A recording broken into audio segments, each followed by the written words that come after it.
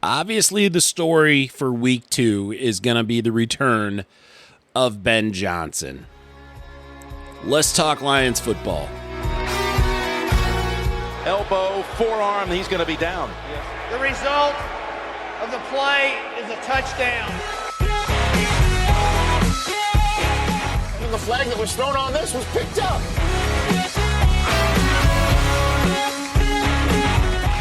I don't know, did it get the face mask? Only do that if you're telling the official you're reporting.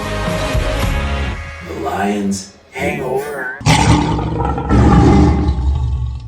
Hey everybody, welcome back to another edition of the Lions Hangover podcast. I am your guide through this spiritual journey. My name is Brad. Don't forget you can find me on all social medias. That means I'm on X, I'm on Instagram, and I am on Facebook. I think I'll be popping up on TikTok soon. That's right. A middle-aged man in his 40s is going to start a TikTok page. What could go wrong? Who knows? Please, also, if you like what you hear, like and subscribe. I appreciate it. Don't forget to rate this bastard. I appreciate that as well. And also, the post-game editions will also be on YouTube, so you can find me there after each Lions game. Exciting stuff, good stuff. I'm happy you are all here. I really appreciate all of you guys. So the Lions take on the Bears this week, Sunday at 1 o'clock. It's going to be on Fox. I don't have Fox. I ordered an antenna. Well, hopefully Fox will come in. If not, I have to steal my dad's Xfinity stream again, and well, that's just a hassle. So let's talk about the Bears. Last week, they lost on Monday Night Football against the Vikings. A come-from-behind victory for the Vikings as it is. The Bears had a double-digit lead at halftime, which is never a good thing to lose. Ben Johnson looked like he was losing his freaking mind on the sidelines. Can't say I was too upset over that. However, Caleb Williams did go 21 of 35 for 210 yards and 1 touchdown. No interceptions that I saw. And then Caleb Williams also led the team in rushing. He had 6 carries for 58 yards and a rushing touchdown. Caleb Williams was sacked twice, and he finished with a quarterback rating of 86.6. Don't forget, they also have DeAndre Swift, who carried the ball 17 times, but he only managed 53 yards of rushing. As far as injuries for the Bears go, several Bear players are improving from injuries. Cornerback Jalen Johnson, who has a calf/groin injury, he's basically a full participant in practice today. Wide receiver DJ Moore should be back. He's been having an abdomen groin injury. What's up with all these groin injuries? He got hit Monday night, so he's been recovering from that, but he should be good to go. And linebacker TJ Edwards had a hamstring issue, plus running back Rashawn Johnson, he's got a foot issue. They should be back. However, cornerback Kyler Gordon, never heard of. Defensive tackle Grady Jarrett, never heard of. They are going to be on the sideline. They are out as of right now. This is Thursday night that I am recording it. So how did the Lions game go the last time they played the Bears? Well, hey, guess what? The Lions won 34-17, pushing them to 13-2. That was a late season game. You guys remember that one? It was a good time. Goff went 23 of 32 for 336 yards and 3 touchdowns.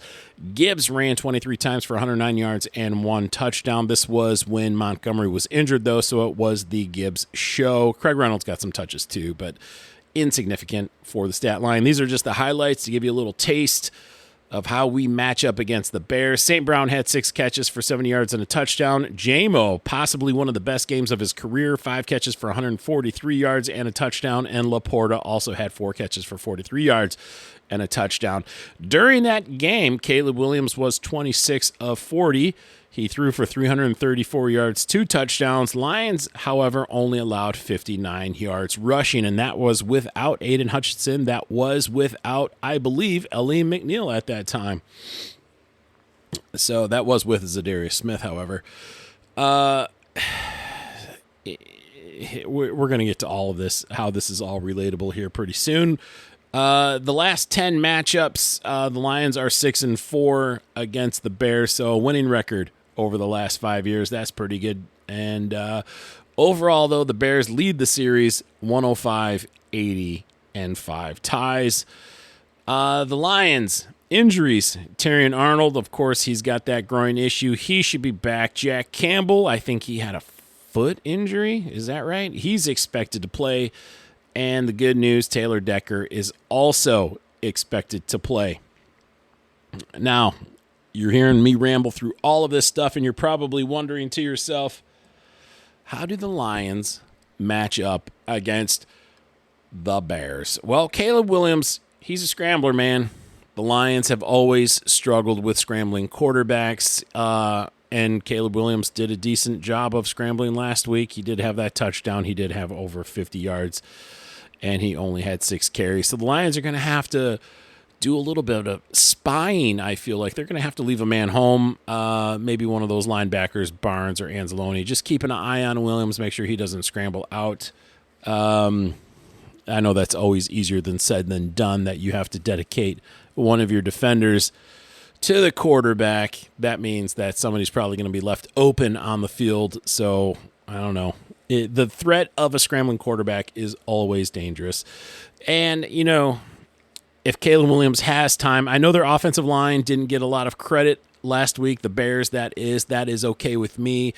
Apparently, Jonah Jackson did not play that great. But if Caleb Williams does have time, he can make things happen. They do have explosive elements on their team. They've got DJ Moore, Romeo Odunze, Cole Kmet, and don't forget about rookie tight end and Michigan sensation Colston Loveland. Also, don't forget about DeAndre Swift, who we know in Detroit as having potential to do something good. Now, yeah, he doesn't always live up to that potential. I think for the most part we all liked him here, but I think we all wanted him to do better. I guess we will say better. Yeah, there, that little affliction means, question mark. Defensively, the Bears have some weapons. Noah Sewell, that's Panay's brother. He had 9 total tackles, 7 solo last week. He is a linebacker, so you might see a little bit of matchup, a little bit of Sewell on Sewell action. Tremaine Edmonds, he had 7 tackles for last week. Jaquan Brisker, 5 tackles. The Bears defense last week did have 3 sacks.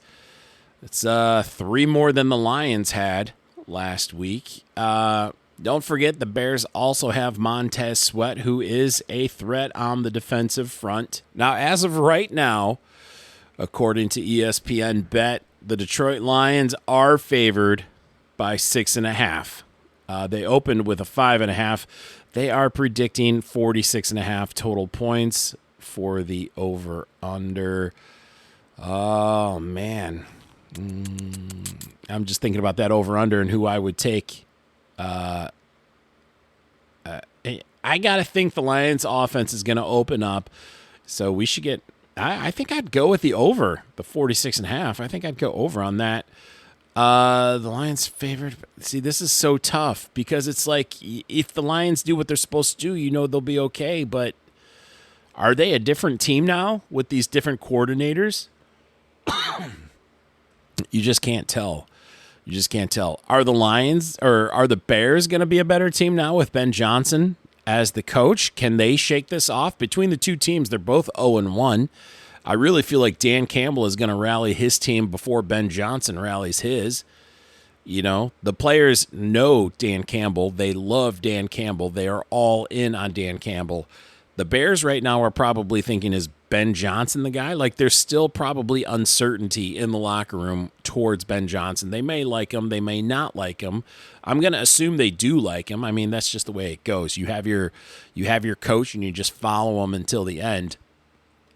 And you usually want to play hard for him. But there could be a few guys there just earning paychecks. They don't really care. Are they really buying into the Ben Johnson system yet? I mean, week 1 says no.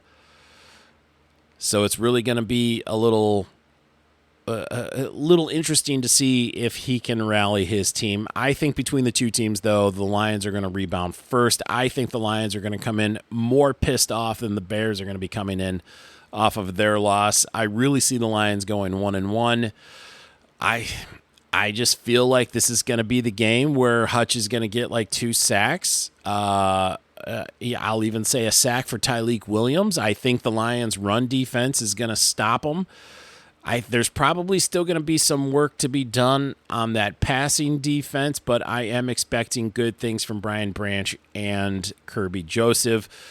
A lot of these names we did not hear last week, and we really need the Lions defense to step forward. I mean, remember all through training camp, all we heard was the Hutch rules.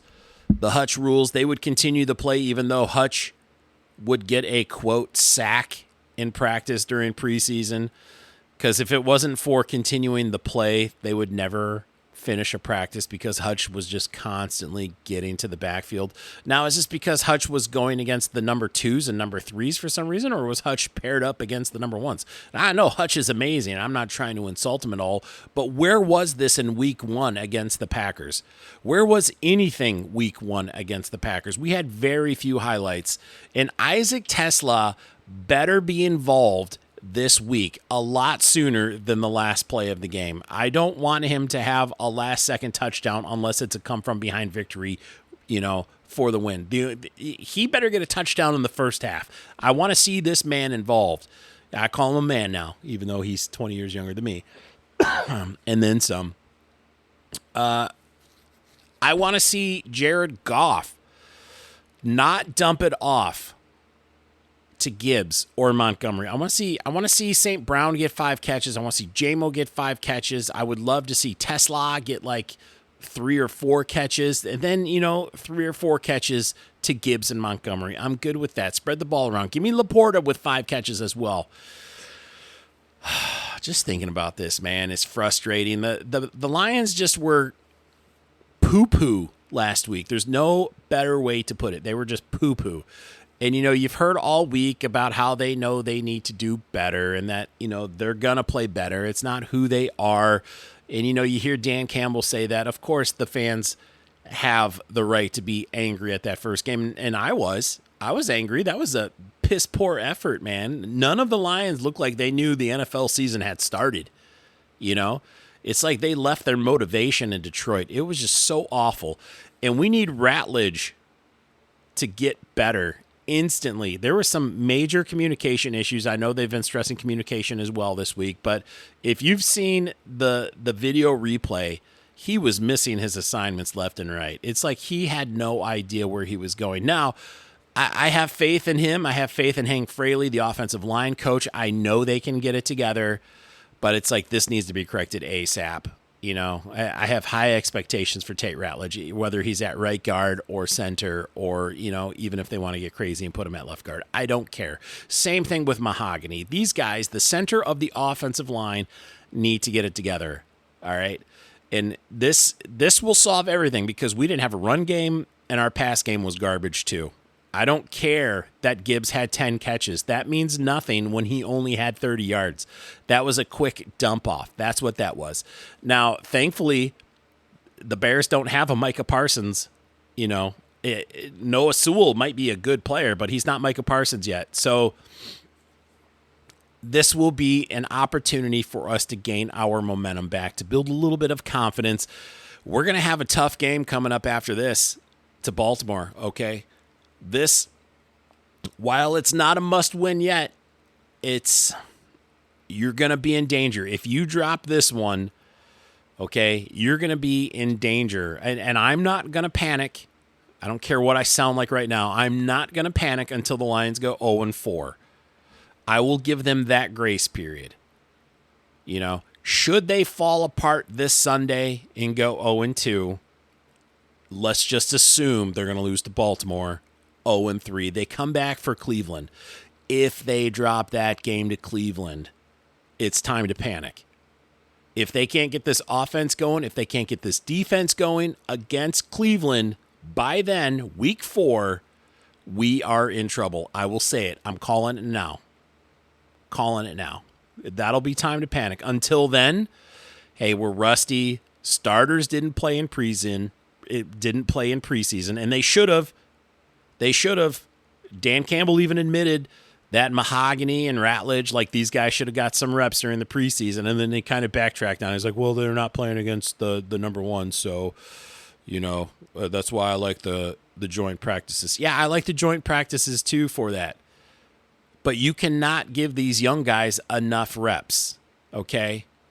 And the fact that we have a new offense as well, with a new offensive coordinator, these guys should have gotten some game experience. All of them, all of the starters, Give everybody like 10, 15 plays. That's it. 1 or 2 series. That's all I'm asking for from here on out. The odds of anybody getting injured are slim. They would be playing 12% of the game. Just get these guys some reps during preseason. We started slow on offense last year, too. We were able to squeak by with some victories. But we started slow on offense too, and it wasn't until that 3rd or 4th week where we started really kind of kicking it, man. Well, guess what? We're in a position with one of the toughest road schedules ever in the NFL, and you don't have the luxury of starting slow for 3 to 4 weeks this season.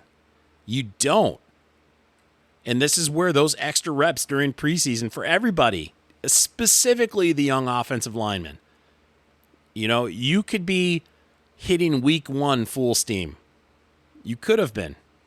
But now we have to wait for everybody to gel, everybody to learn this offense from John Morton. And is it a difficult offense to learn? I don't know. Probably not. We have pros. We know we have talented offensive players. We know they're there. You don't just get bad all of a sudden. So if they're not playing up to snuff, you can only blame one person. We know it's not Dan Campbell. We know it's not Jared Goff, Jahmyr Gibbs, St. Brown, J-Mo. We know it's not those guys. So what's the new factor? It's going to be John Morton. So now we're learning this new offense, and we have to hope that the Lions can pull it out against the Bears, because they have a super, super tough challenge going against Lamar Jackson in Baltimore. And that sucks that game is on the road. The defense is no better. There was no pass rush last week. We need the secondary to do better. We need the front 4 to do better too. We have to be putting Caleb Williams on the ground. Sack or no sack, he needs to feel the presence of that defensive line. He needs to. He needs to be uncomfortable all day. He needs to see something that we have never shown him before. Ben Johnson knows these players. He knows what they're good at. Our defense. He was here for 3 years or more, 4 years. He knows exactly what the Lions defense is. He saw it every day in practice. He's going to know our weak spots. Kelvin Shepard has to come up with something juicy, okay? We are going to have to blitz like we've never blitzed before.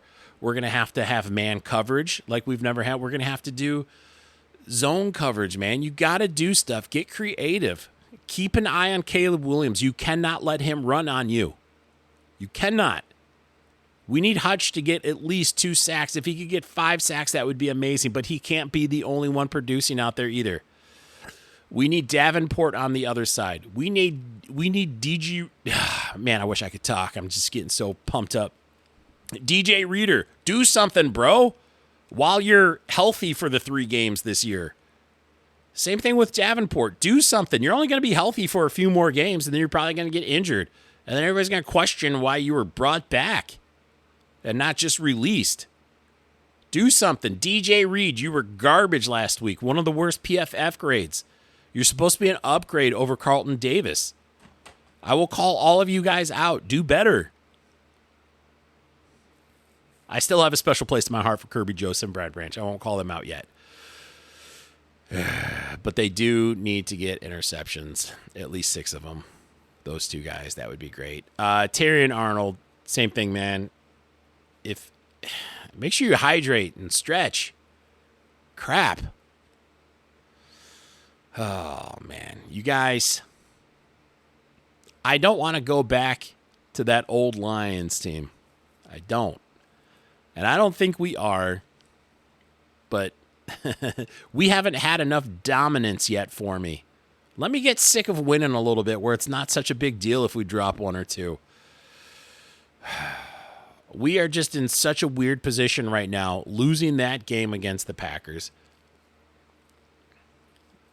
I mean, the Packers are a good team, but the way they played us, it's like, are they that much better than us? Or did we just not show up? And based on the stat sheet, I would say we just didn't show up. And that needs to change. Because talent-wise, on paper, we're better than 15 teams we're matched up against this year. The Lions just have a lot to prove to me. A lot to prove to all of us. They need to apologize by kicking the snot out of the Bears. That's how I feel. That's how I feel. They need to have this quiet confidence. And they just need to hang 30 or 40 points up on the Bears. That's what I think. And their defense needs to keep the Bears to under 12 points.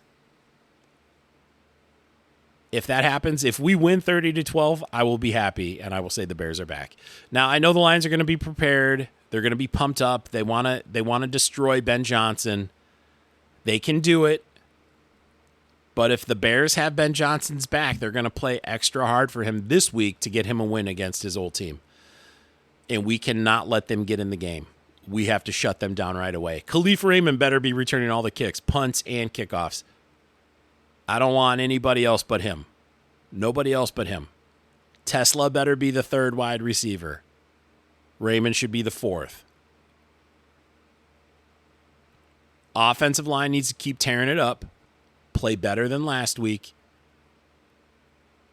Defensive line needs to play better than last week. If those two sides of the ball up front play better, this game is going to be different. You're going to have time for better passes, deeper passes. You're going to have time for runs. Holes are going to open up. Like I said, the Lions' defensive run game, they did great. They didn't allow too many rushing yards. They kind of gave up near the end. But that first half, the Packers weren't able to run at all. And that needs to continue. Keep an eye on Caleb Williams. I know I'm repeating myself now, but I just can't stress this enough. Keep an eye on Caleb Williams. Do not let him run over you. He can throw the ball. Don't give him a chance to get comfortable in the pocket. Don't do it. You guys. I'll call it. I just, until I know for a fact who the Lions are this season, I'm going to keep predicting them to score 30 points. I still feel like they have so many weapons on offense. So I will say, I'll go ahead with a 33-17 victory for the Lions. 16-point victory. That's what I'm calling. That's what I'm predicting. It better happen. It better freaking happen. All right. I don't know. I'm starting to get angry, so I'm going to go. I think this wraps it up for me. Yeah, I'll just go. Okay. Thanks for listening, everybody. If you've enjoyed my soapbox rant, hey, share this episode with a friend. I would appreciate that. And thanks for subscribing. Thanks for liking. There's not going to be comments. I turned my comments off. I'm okay with that. But yeah, other than that, I will see you guys after the game on Sunday. Look for that on YouTube as well as everywhere you get your podcasts. You know where to find me because if you're hearing this, you've found me. So that's it for me. You guys have a good weekend and go Lions.